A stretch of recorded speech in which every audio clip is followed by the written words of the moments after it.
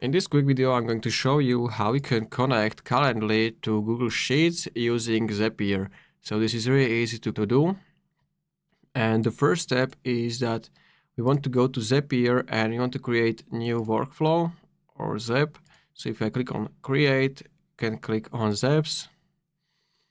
And from here, you want to create first trigger. So the event that starts your Zap. So whenever someone, let's say, schedule a meeting with me in Calendly, is going to do some action in Google Sheets. So let's say it will add all details in Sheets.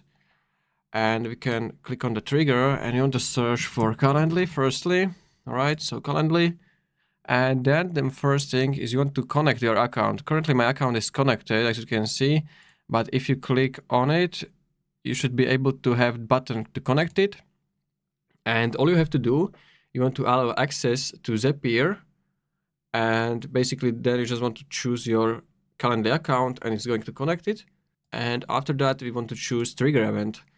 So from here, you can choose different events. So let's say I would like to do this Invitee Created. So basically this means that this Zap will be triggered when an invitee schedules event. Let's say, for example, with me.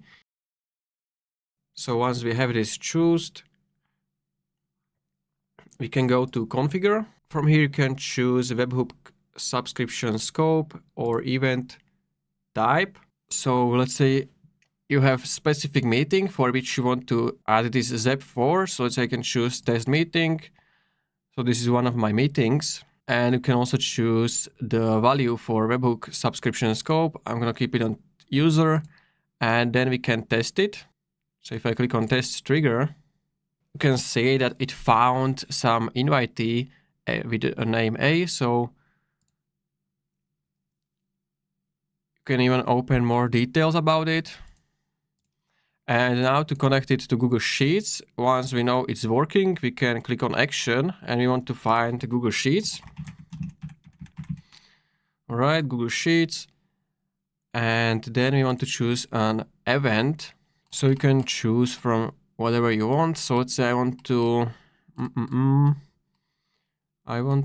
create spreadsheet row. So I'm going to select it and then I'm going to sign it with my Google Sheets account. I'm going to allow access to Zapier. All right, so now we can go to next step when we have our Google Sheets account connected. So it's going to be probably configure. And from here, you want to select your Google Drive. You can select your spreadsheet. So then you can choose your worksheet. So I'm going to choose this sheet 1. And then you want to enter text or insert data, which are going to be inserted in Google Sheets from Calendly. So you can choose, let's say, invitee name. You can choose email, first name, last name, invitee status, and then you want to click on continue. And now we want to test it, if is it working. So you'll have a button which says test. All right, so now if I open my Google Sheet, it should be over here. And this is basically it. Now last step is basically publishing it. So I'm going to click on publish. And we can test it. So let's say I will create a new meeting. I'm going to click on copy link and I will open it in your window. So currently I have only this over here. And let's say I will add someone with a name. So let's say I will pick a date. So let's say this one, 9 a.m. All right, I'm going to type Google Sheet test, Google Sheets test. I'm going to type email address and schedule event. And now it should appear immediately in Google Sheets. And as you can see, it took a while, so I had to refresh the site, but it's over here. So we know at least it's working. And this is it for this video. So if you found this video helpful, consider subscribing for more tutorials like this one.